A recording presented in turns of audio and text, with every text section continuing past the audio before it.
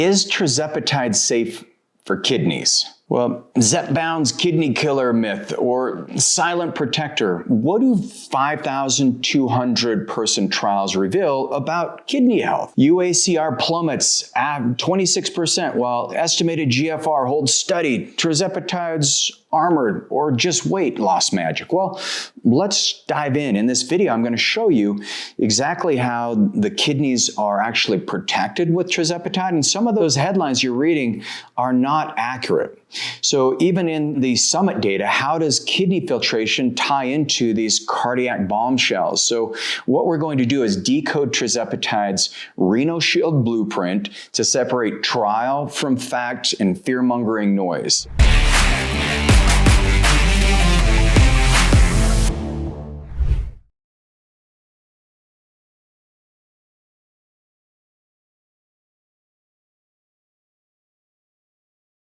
First of all, tirzepatide's kidney shield. So UACR data dominates, and let's start with what everyone's worried about. Is this stuff trashing your kidneys, or is it just internet fear?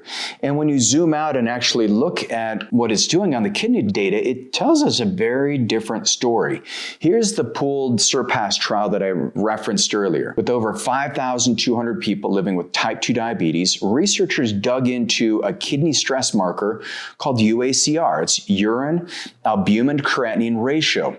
Think of this as how leaky your kidney filter is. The higher it is, the more protein slips through, and that shouldn't be there. And the more we worry about long-term kidney stress. But what they found was that it was not a kidney killer. It was, in these multiple trials of phase 3 trials, they found that tirzepatide doses significantly cut UACR compared to placebo, insulin, and even semaglutide. So we're talking dose-dependent drops in the range of about 19 to 26% overall. And when they looked at people who already had elevated albumin in the urine, the UACR above 30 milligrams per gallon, that effect got even more dramatic, up to around 47% of a reduction. So this is where you've got this armor plating on the kidney filters. And while some people's filters are rusting out, what tirzepatide does, and even we're seeing it in retatrutide, that you're decreasing the leak.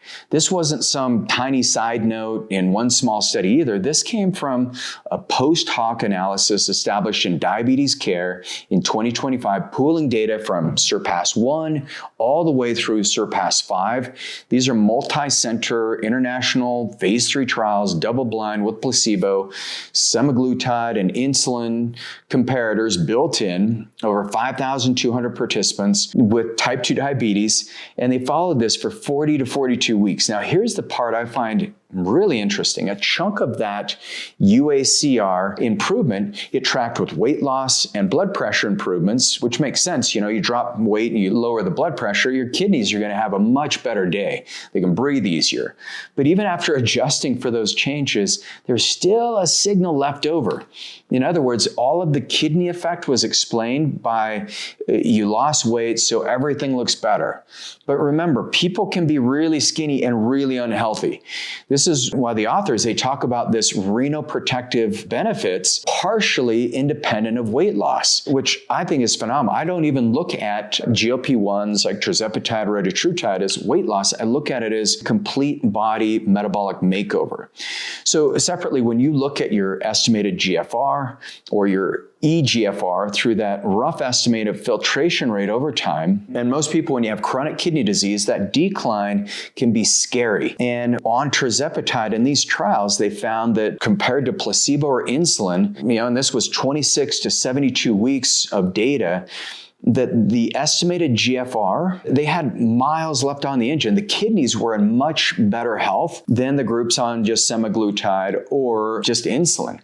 And so in a lot of chronic disease states, you'll just see that number drift down year after year after year. And this is where if you can even stop the decline, and if you can reverse it, that's when you can avoid dialysis. So when you see that slope flatten out, that suggests someone's putting the brakes on the wear and tear, not flooring the gas towards failure. So now to be clear, I'm not telling you this saves your kidneys or cures kidney disease. That's not what we're saying, but this is how the researchers frame it. They say, if we stick strictly to what the trials show, you're going to have less protein leaking into your urine, slower decline in filtration. You're going to have effects that aren't fully explained by just weight coming off. If all you've heard is like this thrashes the kidneys, it's a very incomplete picture. And I think people are misinterpreting the data, or they just haven't read the data, which is usually they just probably heard it on TikTok somewhere and that's what they're going for. But here's another interesting study. This is the heart-kidney axis. This was in the SURMOUNT trial. And they found that it crushed cardiovascular disease risk. And so it was interesting because in this study, if you talk about kidney safety without talking about the pump and this whole cardiovascular disease risk, this is the next piece of the puzzle, the heart and kidney connection. And so the SURMOUNT trial gives us a big window into this. In people with obesity and heart failure with preserved ejection fraction, the trial looked at tirzepatide versus placebo on top of standard care. And what they saw was roughly 38% of a reduction in composite of heart failure events or cardiovascular death compared to placebo.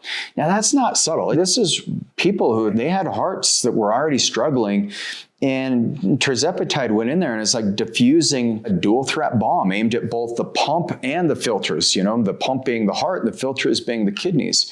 But it didn't stop at event counts. They also used cardiac MRIs to see what was happening structurally. And over time, they saw that the epicardial fat that wrapped around the heart, it shrunk, and the left ventricular mass regressed. That's visible remodeling. The heart got leaner and less thick and stiff, so it's like the opposite of this bulky, pressure-loaded heart that you see in chronic metabolic stress. And then the 10-year atherosclerotic vascular disease, cardiovascular disease risk scores dropped in the range of about 16 to 23% in the trial population, reflecting shifts in blood pressure, weight, and lipids together. So on top of that, the inflammatory markers dropped, the high sensitivity C-reactive protein, that fell more on tirzepatide than with lifestyle alone. On the order of magnitude of roughly 35% greater reductions in systemic inflammation. Now this matters. Unless you want to age really quickly, then I wouldn't really consider using any kind of a GLP-1. But what's interesting is your kidneys, because your kidney tissue gets scarred over time. And when the inflammation cools off, now the kidneys can start to heal. So your heart and your kidneys are improved. And what this does is you'll see metabolic markers start to calm down, systemic inflammation start to calm down, because you're changing the environment that your kidneys live in. And so you're asking your kidneys to filter blood that's less inflammatory, under less pressure, from a pump that's functioning better. So once again, it's this heart-kidney connection.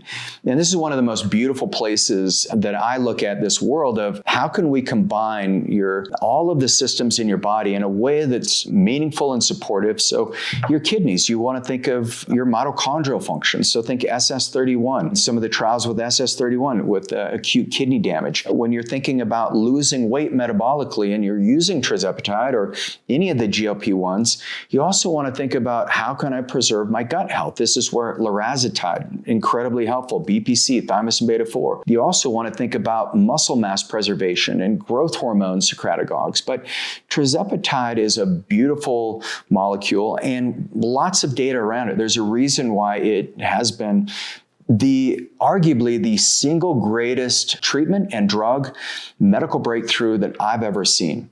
And so if you're somebody who wants to go deeper into your health and find out if tirzepatide's right for you or any of the other therapies that we've talked about today, all you need to do is go to agelessfuture.com, schedule your free intro call, and my team will help you get comprehensive blood labs read. We'll look at your kidney function, your thyroid function, your cardiometabolic function.